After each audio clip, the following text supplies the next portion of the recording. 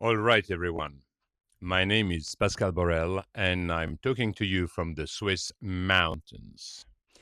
Today, this video is titled, Is Donald J. Trump Doing It Intentionally? If you're looking for a restaurant and you have one in mind, they're going to tell you, oh, let me get you there. And by the way, this other restaurant which I went to last week is probably a bit better and probably a bit cheaper as well. You should try it out. Basically, the Europeans and all the foreigners going to the United States feel betrayed by their own governance system, by their media, by the artists, by the professors, by all by the politics, which have been lying to them about what the US in fact is. And I got to give you a few examples because some of those videos are priceless. They are unique, unique. I see this English lady, and she just went to the beach to have a swim, probably in the Pacific Ocean. I don't know where exactly. And she still's got wet hair from her swimming, and she's doing a small TikTok video, which went viral, by the way, where she's saying, I arrived on the beach and I wanted to park my car. And as in the UK, I was looking for a parking that I would have to pay for. And I couldn't find any. So I asked this gentleman, next to the road, next to the beach that I wanted to go to, where should I leave my car? And the guy says, where do you want to go swimming? And she goes, well, just there. Well, leave your car just here. Look at the width of the road. You're not going to disturb anyone. It's designed for that, for allowing you to be free and have a swim wherever you want. And she's flabbergasted. She cannot comprehend that she's not going to pay for the little pleasure that she's granting herself swimming in the sea, in the ocean. And she's saying that in the UK, she would live in fear of being fined because she would leave her car, in the wrong slot, in the wrong space. She's saying that in the UK, she's probably forbidden to go and walk on the beach or to even swim on the beach. Soon in the UK, you'll be taxed for breathing the air, for walking the beach, for drinking a cup of water. And she's amazed, flabbergasted by the welcoming of people. That's unique. You should see. And she has a great smile. She's a pretty lady. And you can see that it's really coming from her heart. Uh, voila. And so many different examples. I'll go through as I speak to you in a sec. But the most amazing thing is that football is not a national sport into the US. No, they love NHL, hockey, ice hockey, basketball, American football. They love baseball. But soccer, what we call football here in Europe, it is not really the greatest, you know, sport. Let's face it. But yet, they're welcoming the people to celebrate with the foreigners, with the people that they welcome at home. They are proud of not only being American, but to welcoming the people. And I can see those guys, I think it was in Boston, Massachusetts, where the Scots were there. And apparently they dried up Boston from any beer within a matter of a week or something like that. And the Scottish people, when they were interviewed and producing the videos, one of the things that amazed them is that the the Americans had learned the words of their national anthem and were singing the national anthem not only in the stadium, but in the bar, in the restaurant, in the street, celebrating with them. right hand on the heart, and no kneeling or no, bad vibes or anything. They were just celebrating, welcoming those Scottish people and the pride that they still have despite the dictatorship in which they live in England, the pride of being Scots. Man, it's awesome. And, and the Scottish people couldn't believe it. They're just so bizarre. The US is welcoming us this way. They couldn't believe it. It's a completely different picture, but what they've been told by their legacy dying traditional medias, their government, their universities, even the artists are biased on the subject. It's crazy. But even better, you see this Italian bloke with his friends, and he's ordering for a Coca-Cola on a terrace in a restaurant, and he gets this huge cup, that big, with plenty of ice, and the waiter comes and pours Coca-Cola into his cup, and he's drinking it. And eventually, he dries up his cup, and immediately the waiter comes and refill. And the Italian bloke, he's saying, "Oh, no, no, thank you very much. I ordered just one." And the waiter is kind of shocked. Uh, you know, no, but you're in the US. I give you some more. And the Italian guy is convinced that he's going to be billed a second time. No way! You can refill as many times as you want. It is included in the price of your Coca Cola. And as long as you remain on the terrace, you are my client, and I will refill your cup. And the guy dries up the second cup like instantly, and a third one is coming. And his friend, taking the shot with a little telephone, I guess, is saying to his friend, "Right, stop, you're not gonna, you drank like a liter and a half of Coca-Cola. All this sugar is not very good for you, is it?" And the guy laughs, the Italian bloke laughs and says, "Yeah, but I can't stop myself. I've never experienced anything like it in Italy, in France, in Germany, in Spain, or wherever. Here back in Europe, you get a Coca Cola, which is probably 2 deciliters at the most. And if you want a refill, you're going to pay a second time. You want a refill, you're going to pay a third time, and so forth. The guy is flabbergasted. And it's exactly like for coffee. In Europe, in Switzerland, you ask for a coffee, you get a very tiny coffee like that with a little bit of sugar and cream, and you drink it. You want a second one, you pay. A third one, you pay.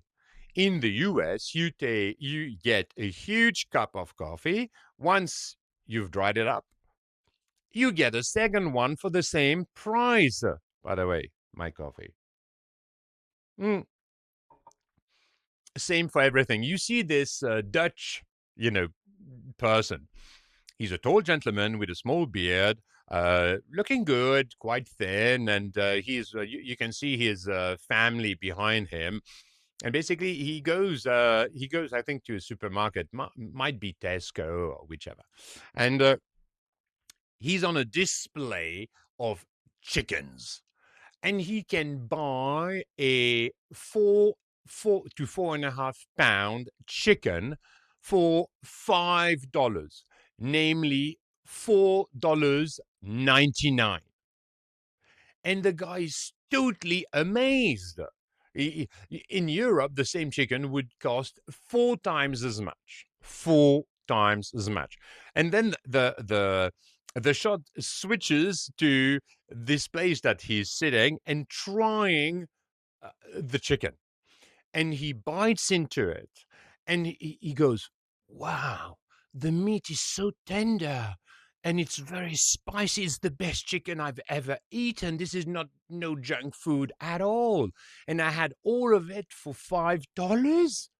I guess it was a sale or something, but he could not believe. And then the camera switches, and he's on the ice cream display.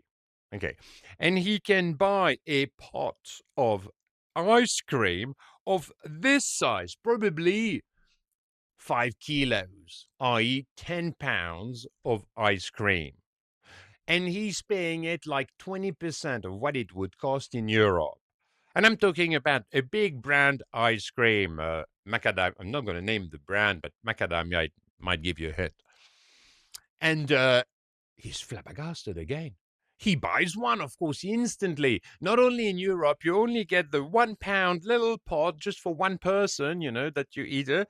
And uh, it's the same price as the huge bucket of ice cream that he's able to buy.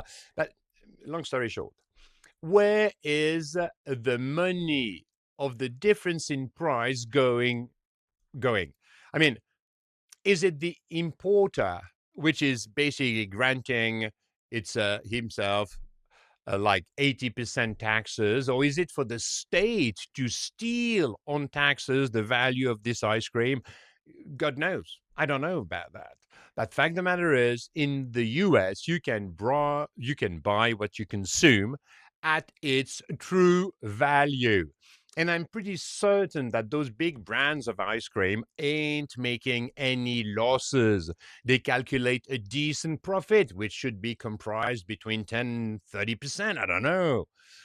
Fact of the matter is, the Americans, they consume at whatever they consume at its original decent price. And by the way, it's the same for energy. In the US, you pay the gallon of petrol less than $4 for 4 liters. 4 liters, i.e., it's like paying per liter here in Europe like 80 cent of euro, 80 centimes of franc if you are in Switzerland. And the US still make a good margin taxes on the taxes that they take on energy.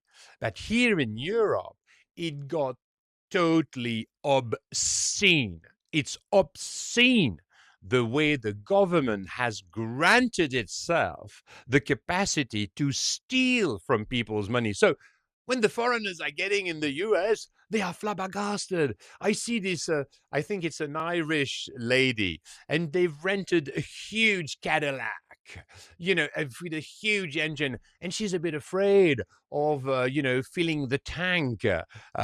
So you can see her, and I guess it's her husband filming, and she goes to the credit card machine and petrol to the gas station, inserts her card. And you can see, with a huge car, she's perfectly aware that the engine is going to consume huge amount of gas. She's afraid. And suddenly, she pulls the card out, and she sees that she has spent like $30 or $35 for filling the tank. And she's, what? How is that possible? Well, my dear, is because the US administration has put a lid on what they steal from people. When in all neoliberal democracies like in Europe or until very recently in South America or elsewhere, no, there is no limit. Go as far as you can until you get and stop just before the revolution. This is what we've seen with the yellow jackets in France, when President Macron has risen the taxes on gas and petrol overall.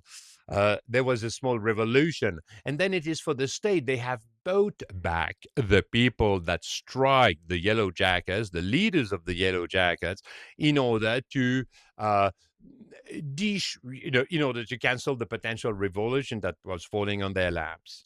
Anyway, it's crazy. So just another example, because this is so funny. This guy in Dallas, Texas, and he's ordering one of those famous, Texan barbecues, and he's getting a huge spare rib, right? And two English gentlemen, and they receive the thing. They're impressed by the size, and so you see them taking their little knife and forks and starting to cut the thing. Yeah. And suddenly you have the owner of the restaurant, a black gentleman. Awesome. very strong and with a great voice. And he looks, and he's the owner of the place, and he's just checking that his clients are happy. They have everything that they need to have a good time. And he sees those two English gentlemen, excuse me, with their little chaps. No, no, no, no. Don't do it this way. Don't do it this way. And he literally takes the hands of one of the English chap, and he puts the hands on each side of the huge spare rib, and he says, bring it to your mouth and bite into it. And you see the face of this English guy. And he goes, oh, it is so tender. And it is so spicy. The taste is amazing. This is the best spare rib I ever had in my life. And you can feel it's coming from the bottom of his heart, from his guts. He's not faking it. No, no, he's for the first time in contact with US culture, Dallas, Texas, Texan culture. And he's amazed. He's loving it. He wishes he could live in such a place where he's got this impression of freedom, where people, speak to one another the way they want. They dress the way they like. They're not going to be judged by the way they behave. It has to be within certain boundaries, of course. But I mean, the feeling of freedom is immense when you come from a European dictatorship. It is a dictatorship. In Europe, in most countries, they have between 30,000 and 120,000 of legal rules that they have to comply with. That is between 15 and 50 times the Bible. And they should understand the environment that they have to respect and live in. No, it is designed to steal the people's money, to steal the value of their hard work. And in the US, for the first time of their life, they feel free.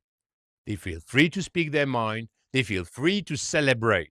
And that gets me to the next chapter.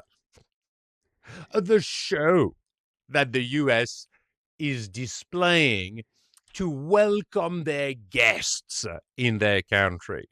It's unbelievable. The stadiums are huge, with giant screens all over, with giant parking so that you can park your car without being jammed up in huge queue bumpers to bumpers for hours before being able to get to the stadium. You have some 8 lanes motorway which are leading there so that you don't waste your time behind the wheels. No, you use your time dancing with the people, celebrating the joy of being together. And that's the aim of sports, by the way. When you're on the football field, we all have the same rules, despite the fact that you might be American, you might be European, African, Asian, whichever you come from, we all obey by the same rules. And it's a space of freedom. It gets people together. And this is what we want on a worldwide scale, chaps. This is what we need. And I can't remember whether was it for the Scottish or the Dutch. I can't remember. I think it was the Dutch. They go to the stadium and blah blah blah blah. Yeah, and you can see them dancing outside. And now they were dancing with the police. You can see they were doing little contests of juggling with the board, on their feet, knees, head, and so on. And you see this policeman having a go at it. And he's good. And everyone is cheering, bravo, bravo, you've won the contest, great. And you see this police guy, you know, basically hugging other people for thanking them to participate, to sharing the enthusiasm and so on. It's crazy. It's crazy. You can see people. I think it was now. It was for a selection of Asian people, and they are in Times Square.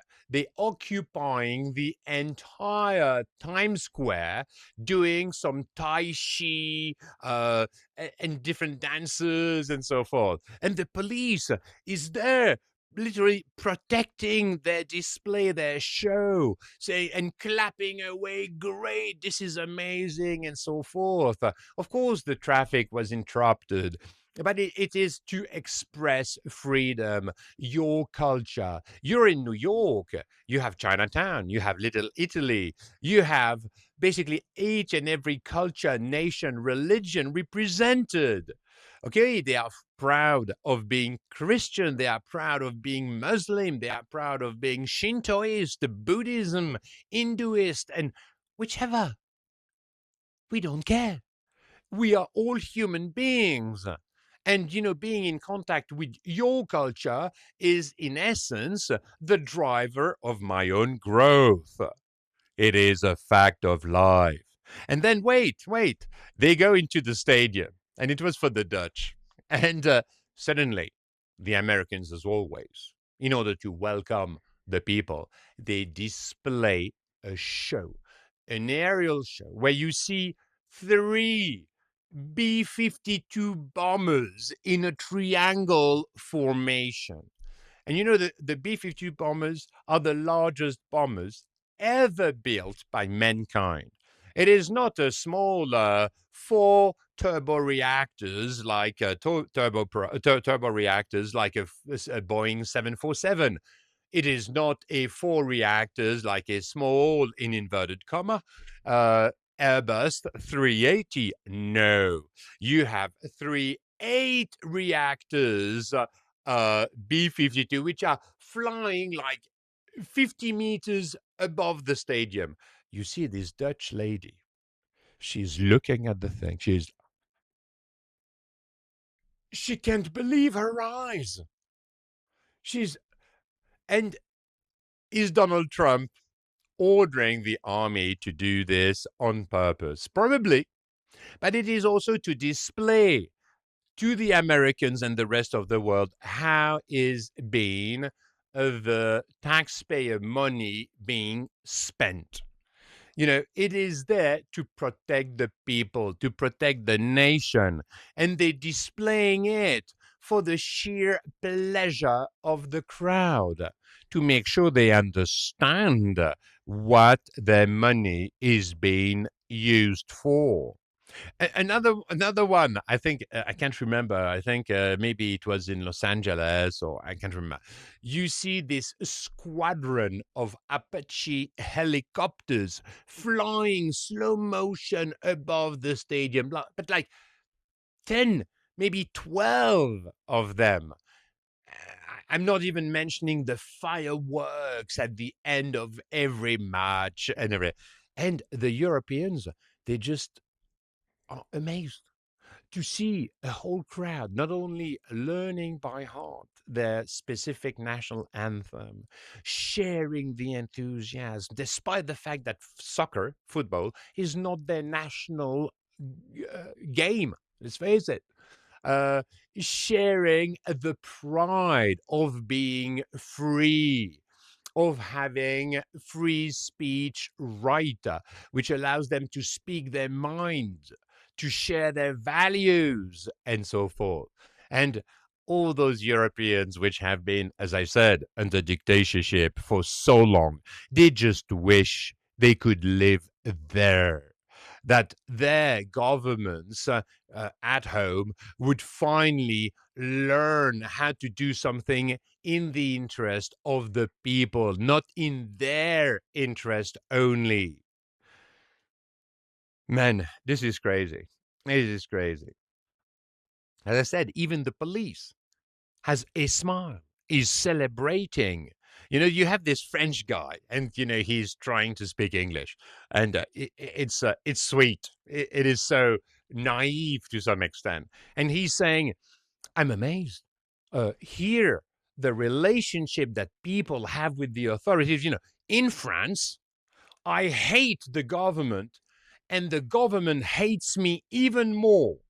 So the only communication we have is in the street, doing, doing huge manifestations, which degenerates in violence for most of the time. But we hate one another. I never speak with a cop.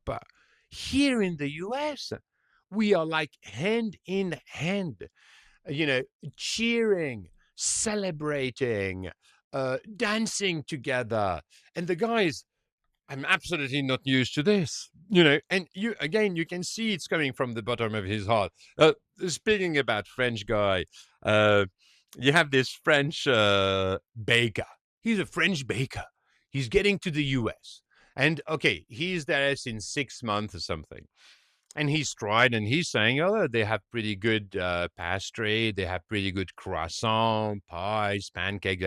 But I want to launch my own French croissant because I know I can do much better. And he does a little video, YouTube or TikTok, I can't remember. And it is for the governor of Texas to respond to him directly and say, hey, guy, uh, we want to help you. So we're going to put at your disposal this truck so that you can bring your flour, the different ingredients that you need, then dispatch it to whomever you distribute with. And we're going to put you at disposal this room with ovens, blah, blah, blah, blah. And all of that for free. And we grant you a tax exemption for 12 months. Please be my guest. Go ahead. And the guy is explaining that he received a truck, and he's saying, it's not a trunk, it's a tank. And I don't need something as big as that. But of course, well, I accept it. Basically, the people are welcoming the French baker with applause. And they say, please come, make us try your culture, where you coming from, what you've learned. And for this brave, French baker, you know, is what's going on? It reminds me of the last company I raised here in Switzerland. I dropped 100,000 in initial capital in order to be able to just create my limited company, just a LTD, basically. You know what? Out of the 100,000 that I pulled as working capital, the state immediately stole in taxes, social payments, 70,000 of the working capital I was laying on the table. I had left 30,000. So the first thing the state does with a new entrepreneur that wants to raise a company is steal 70% of the money he's got at his disposal in order to start his company. That is Switzerland for us, for you. Don't come here. Do not. I mean, spend a bit of cash here and there for a fondue, a raclette, or cheese fondue, or doing a bit of skiing eventually. But do not settle in Switzerland. It is not a heaven. It is sheer hell if you have an entrepreneurial spirit. And that French baker, I think it was in Houston, Texas again. Uh, Man, you should see the video. It is so funny. So funny. Basically, they're all saying that the US is the exact opposite, that all the financial beneficiary of the system that we have to live in, the governance and tax and legal and constitutional system that we have to live in all neoliberal democracies, in inverted comma. Basically, the US is the exact opposite. It's a land of freedom, restored freedom. You might be alone here and there when you're raising a new company and so forth. You will have to count on your sheer work, energy, intelligence in order to, basically get your product to market. But the fact of the matter is, people will help you. They will welcome you. And it's been like that for decades. A bit less when it was for the Bush, Clinton, Obama, and all those presidents, which didn't really have in mind the interest of the people. But now that you have a Trump administration and a cabinet formed by people as brilliant as G.D. Vance, Marco Rubio, Tulsi Gabbard, Pam Bondi, of course, the two ladies have left now. Oh, but they are in different positions. But those people are great. They are not working in their sole and unique interest. They're working for the people. And I find it hard to see how the Europeans are resisting this. They want to keep this endless and remorseless money flow that they granting themselves to all the rules and regulations. They always say the excess of rules and regulation is the biggest of injustice because it allows everything and its opposite for those who have learned how to use those rules and constitutional framework when they don't serve the people, when they are not made simple, accessible to you and to your children. Anyway, where am I? I mean, I think I'm going to end it all. I'm just saying one thing. I've seen last weekend, a new president in Colombia. I used to look at the map of South America, and there were blue countries everywhere like 4 or 5 years ago. They all turning red, as in conservative, basically conservative, and right wing to some extent.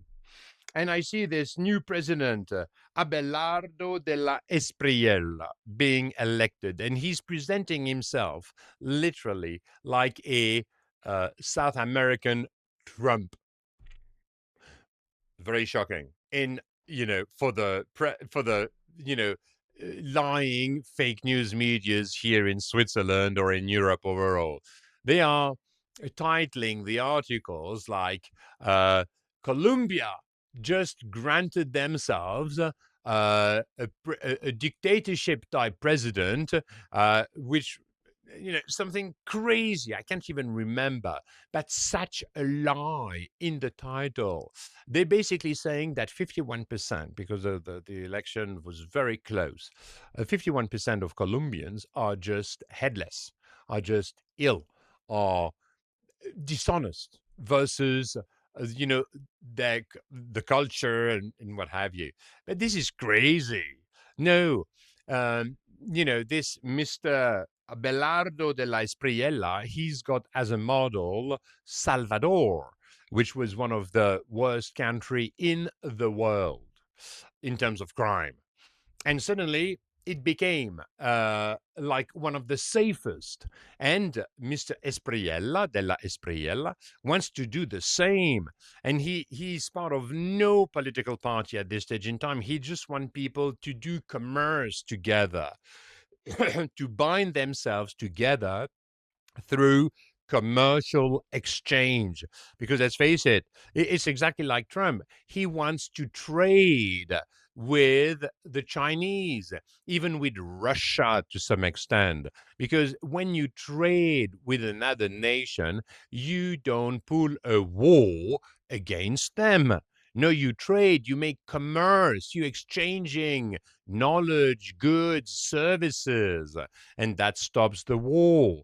This is what he's doing. When I see the Egyptian president thanking Mr. Donald J. Trump, they are seated next to one another, and he's saying, Mr. President Trump, thank you so much for the peace you're bringing back in the Middle East.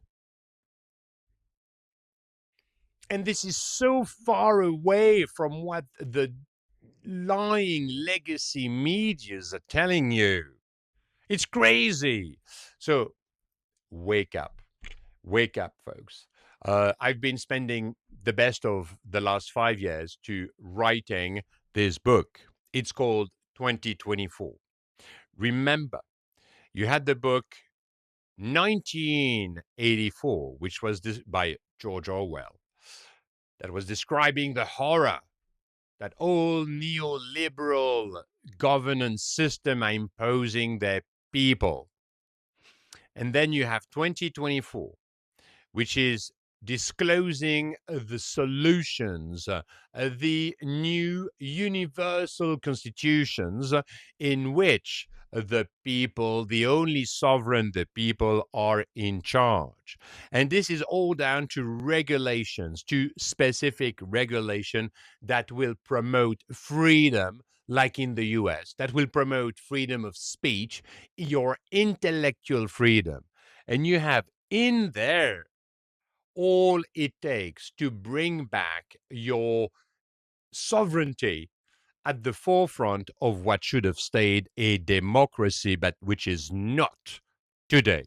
So, this book, go on my website, www.4ovet24.com.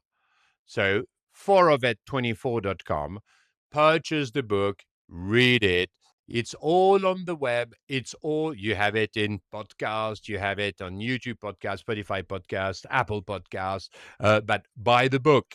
Buy the book because it is literally the tool. Being written in English, of course, by the way.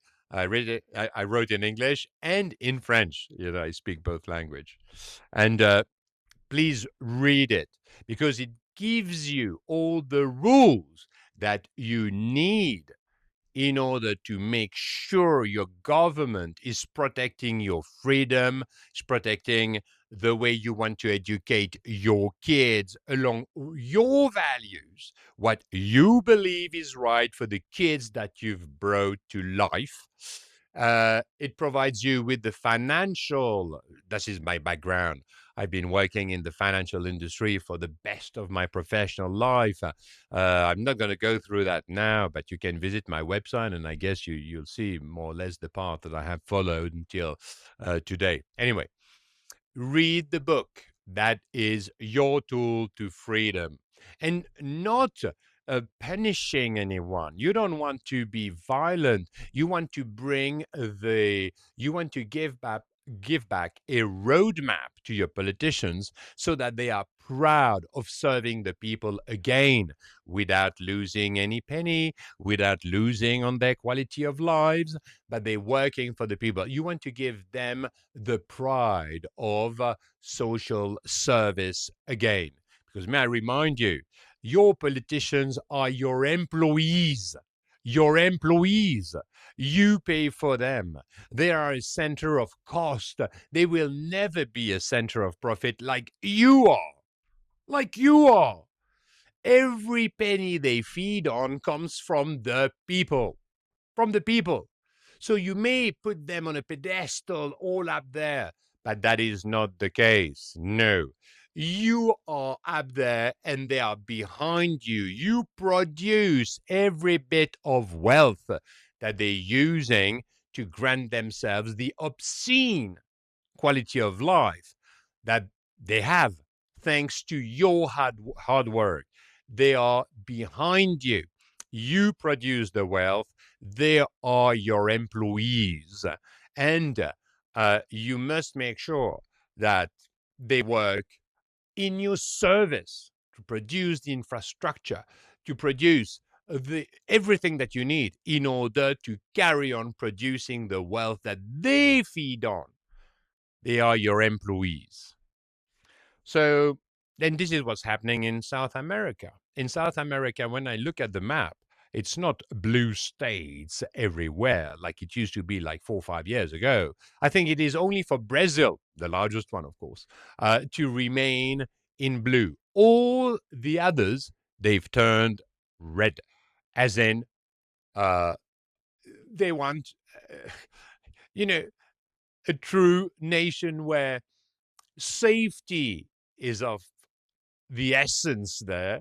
They want to be able to trade, to exchange goods, services, knowledge uh, on a level playing field. Let's face it. And this is what's happening. So anyway, am I forgetting something? This video is getting a bit long, and please accept my apologies for this. But I had to thank the USA from being an example. A famous philosopher said, example is not the best way to educate, but I'm afraid it's the only one. So thank you, USA, for being the example to be followed today by every nation of this world. It's no hazard if one American produces more than 5 Chinese. Well, of course, the Chinese are the first economy of the planet today. The first. That's clear. Okay. Okay.